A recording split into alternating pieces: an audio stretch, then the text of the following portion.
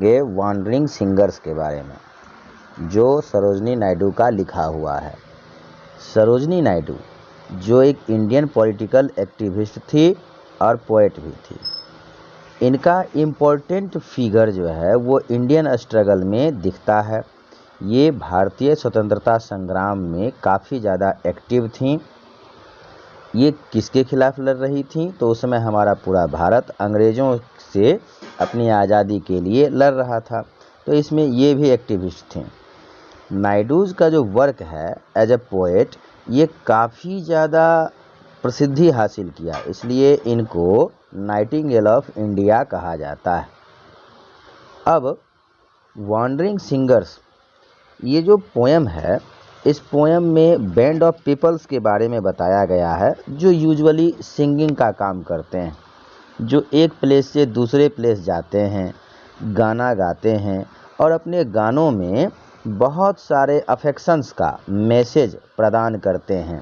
यानी लोग एक दूसरे से प्रेम करते हैं, ये मैसेज वह देते हैं। ये लोग जो हैं ये कभी फ्लूट बजाते हैं, एक प्लेस से दूसरे प्लेस जाते हैं और इनकी जो आवाज़ है वह हवा की आवाज़ जैसे हवा जो है वह इनके सॉन्ग का इतना वेलकम करता है कि अपने साथ इनकी आवाज़ को उड़ाकर कोसों दूर ले जाता है। जैसे जैसे हवा उड़ती है वैसे वैसे ये गीत भी जाता है। जैसे आप लोग महसूस किए होंगे, कभी कभी गाना जो बजता रहता है और हवा अगर बहुत तेज़ होती है दूसरे डायरेक्शन इधर, तो उस गाने को बहुत दूर तक ले जाती है। कहने का मतलब यह हुआ कि इनके गाने में भारतीय दर्शन का दर्शन होता है और इनका गाना दूर दूर तक फैलता है। जितने भी ह्यूमैनिटी हैं, all humanity to the wandering singers is like their relatives. इनके अनुसार सभी गाना गाने वाले बजाने वाले इनके रिलेटिव हैं और ये पूरा का पूरा दुनिया इनका घर है। कहता है the inspiration for the songs they sing goes back to ancient battle stories. ये जो गाना गाते हैं उन गाने में प्राचीन युद्ध की कहानी हुआ करती है, जिस कहानी से अभी की पीढ़ी इंस्पिरेशन लेती है यानी प्रेरणा लेती है। ये इनके पास जो गाने होते हैं उसमें वो उन लेडीज़ के बारे में बताते हैं जो हैप्पी रहती है, अनहैप्पी रहती है। वॉन्डरिंग सिंगर्स जो हैं इनका अपने लिए कोई सपना नहीं होता है, कोई आशाएं नहीं होती हैं, कोई ड्रीम, कोई होप नहीं होता है। विंड के साथ ये लोग बहते चले जाते हैं। इसका ये मतलब नहीं कि हवा में उड़िया जाते हैं, इसका यह मतलब है कि जिस प्रकार से जहाँ जैसी परिस्थिति होती है, जहाँ जिस तरह का नीड होता है वहाँ ये जाते हैं और अपना मैसेज ही देने वाला गीत गाते हैं। No love will slow them down. कोई कितना भी कहीं का कोई भी गांव का जो लोग है इनके गाने के चलते इनको कितना भी प्रेम करे, कितने भी इनको हंसी खुशी दे दे, ये रुकते नहीं हैं। ये बढ़ते जाते हैं उन सभी को छोड़ करके आगे और लोगों को यह प्रेरित करते हैं कि वो पार्टिसिपेट करें एक दूसरे लोगों को इनकरेज करने में। ये पूरे दुनिया को अपना घर समझते हैं और सभी लोगों को अपना रिलेटिव समझते हैं, अपने परिवार का अभिन्न अंग समझते हैं। They hold lutes in their hands. ये अपने हाथों में वाद्य यंत्र पकड़ते हैं, बजाते हैं और हमेशा गाते रहते हैं। उन शहरों की गाथा गाते हैं जिन्हें इन लोगों ने देखा था पास्ट में, या पास्ट में कुछ शहर ऐसे थे जो बिल्कुल अच्छे थे, जो समृद्ध थे, वो अब नहीं हैं, उनके बारे में बताते हैं। इनका जो सॉन्ग होता है वो चारों तरफ हंसी खुशी फैलाता है। प्राचीन काल में जो औरतें थीं, जो महान औरतें थीं, उनकी सुंदरता और उनकी बहादुरी की गाथाएं यह गाती हैं।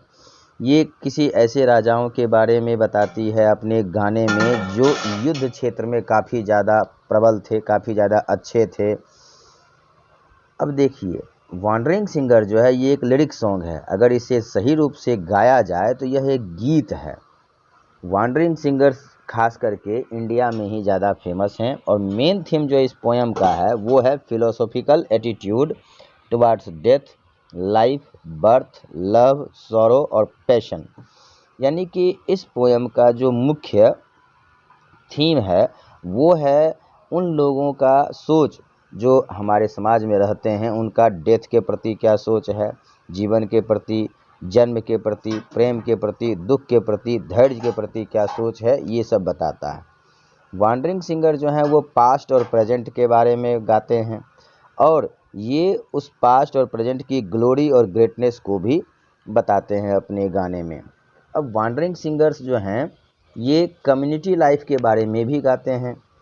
कम्युनिटी लाइफ मतलब जो समाज में रहते हैं उनके रीति रिवाज कैसे हैं, इन सब के बारे में हमें बताते हैं। कुछ ऐसा रीति रिवाज, कुछ ऐसा समाज जो पहले था अब नहीं है, ठीक। Who wander from one place to another place like wind, यानी इसीलिए इसमें कहा गया है कि ये वो लोग हैं जो एक जगह से दूसरे जगह जाते रहते हैं। ये हमेशा गाते रहते हैं और घूमते रहते हैं अपने म्यूजिकल इंस्ट्रूमेंट्स के साथ हाथ में लिए हुए। ये कभी राष्ट्रीय गीत गाते हैं, कभी प्रोविंशियल प्रांतीय गीत गाते हैं, कहीं अपने गीत में यह रेशियल डिस्क्रिमिनेशन को बताते हैं कि रंग भेद नीति या फिर और भी जो अनीति अपनाया जाता था उसको गीत के बारे में बताते हैं, कास्ट के बारे में बताते हैं। BSS do not separate them from there fellow man, और यह जो हैं इनके गीत का एक ही मोटिव होता है कि लोगों को प्रेरित करना कि वो अपने अनुयायियों को जो उनको फॉलो करते हैं उनसे अलग ना हों। ये सभी आदमी को अपना ब्रदर मानते हैं, पूरे वर्ल्ड को अपना घर मानते हैं। इनके नज़र में ये सभी कॉस्मोपॉलिटन हैं, मतलब जो उनका लुक होता है, जो पहनावा और हवा होता है, उससे हमें ये पता चलता है कि ये किसी खास एक जगह के नहीं हैं, ये अलग अलग जगह से आए हैं, इसलिए कॉस्मोपॉलिटन कहा गया है। ये वो लोग हैं जो विश्वास करते हैं हर व्यक्ति में एकता होनी चाहिए, और they are world brotherhood voters, ये पूरे विश्व में भाईचारा का संदेश फैलाते हैं। They are votaries of world brotherhood, यानी कि ये पूरे दुनिया में भाईचारा का वकालत करते हैं कि सभी लोगों को प्रेम से रहना चाहिए, लड़ाई झगड़े बिल्कुल नहीं करने चाहिए। Their themes can be appreciated by all, और इनके गाने का जो मुख्य उद्देश्य होता है ये सभी के सभी मानते हैं, सभी इसको आत्मसात करते हैं। They sing of cities which have lost the glory which they once enjoyed, कहता है ये उन शहरों के बारे में अपने गीत में बताते हैं जो शहर अपनी सुंदरता खो चुका है, अपना महत्व खो चुका है, जैसे चित्तौड़ और गोलकोंडा का। They sing of women who have been dead for a long time, ये ऐसी औरतों के गीत गाती हैं जो बहुत पहले मर चुकी हैं, जैसे झांसी की रानी, Zeb ul Nisa. They sing of battles which were fought in the past and of kings and warriors who fought those battles, ये अपने गीत में उन युद्ध की चर्चा करते हैं जो प्राचीन काल में लड़े गए थे, उन युद्ध के बारे में बताते हैं, उन राजाओं के बारे में बताते हैं, उन बहादुर लोगों के बारे में बताते हैं जो इन युद्धों को लड़े जीते। They are these repositories of custom and tradition who keep alive a local and traditional legend and communicate it to the people, ये रिपोर्ट करने वाले वो लोग हैं, यानी कि ये गाना गाते हैं, गाना गाते गाते एक जगह के कस्टम रीति रिवाज को दूसरे जगह बताते हैं, लोकल ट्रेडिशनल लीजेंड के रूप में भी बताते हैं। जैसे कहीं का कोई जो महान आदमी है जिसको देख करके वहाँ की और सभी जनता प्रेरित हुई, उसका गाना सुनाते हैं। यह गाने के तौर पर ही गाना गा गा करके ही लोगों से संवाद स्थापित करते हैं।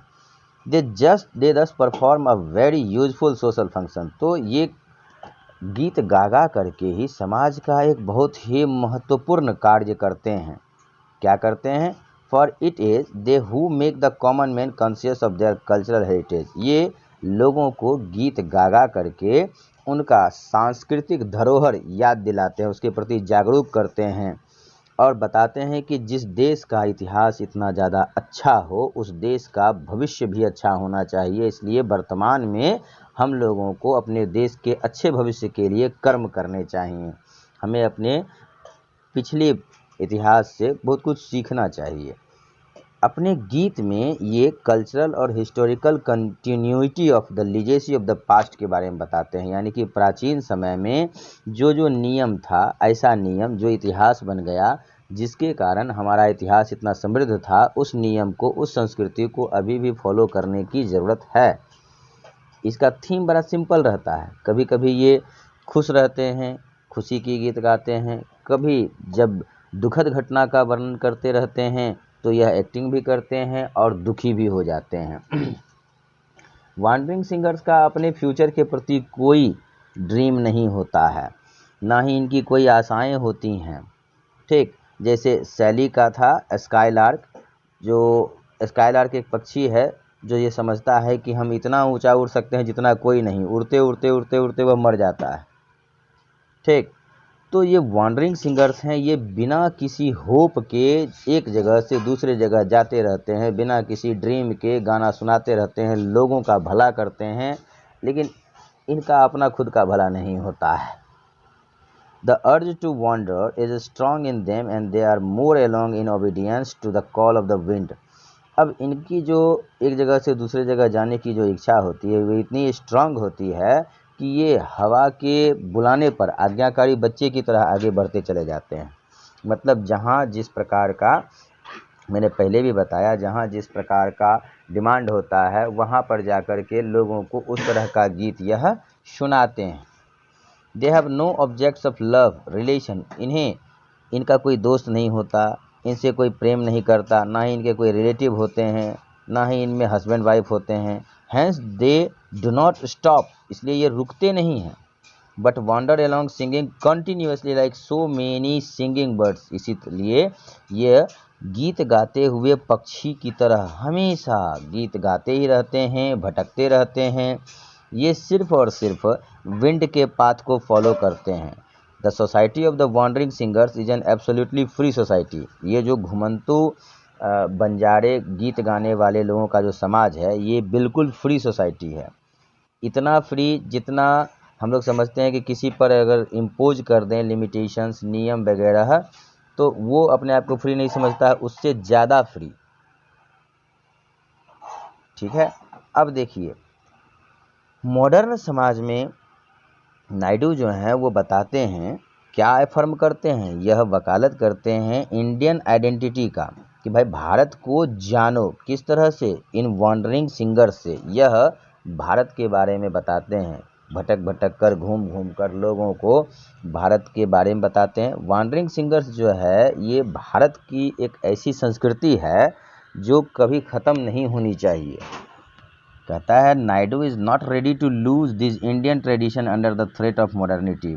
नायडू का यह कहना है कि भले हमारे देश में आधुनिकता बहुत ज़्यादा आगे बढ़ रही है, फिर भी ये वॉन्डरिंग सिंगर्स का जो ट्रेडिशन है ये ख़त्म नहीं होना चाहिए। The poem rightly reveals the search for cultural identity of the Indians. मतलब इस पोएम में मुख्य रूप से यह बताया गया है कि भारत का जो सांस्कृतिक पहचान है उसकी खोज लोगों को करनी चाहिए, इसे खोना नहीं चाहिए। It gives the expression to the distinct Indian folk personality. इसमें ये भी पता चलता है कि भारत की जो आत्मा है वह यहाँ के लोकल लोगों में निवास करती है। In order to reintegrate the Indians with their rich cultural heritage. तो इस पोएम को लिख करके यह चाहते हैं, सरोजिनी नायडू यह चाहते हैं कि भारतीय लोग अपने इस सांस्कृतिक धरोहर को जाने, पहचाने और फिर से इसके साथ जुड़ जाएं। Thank you.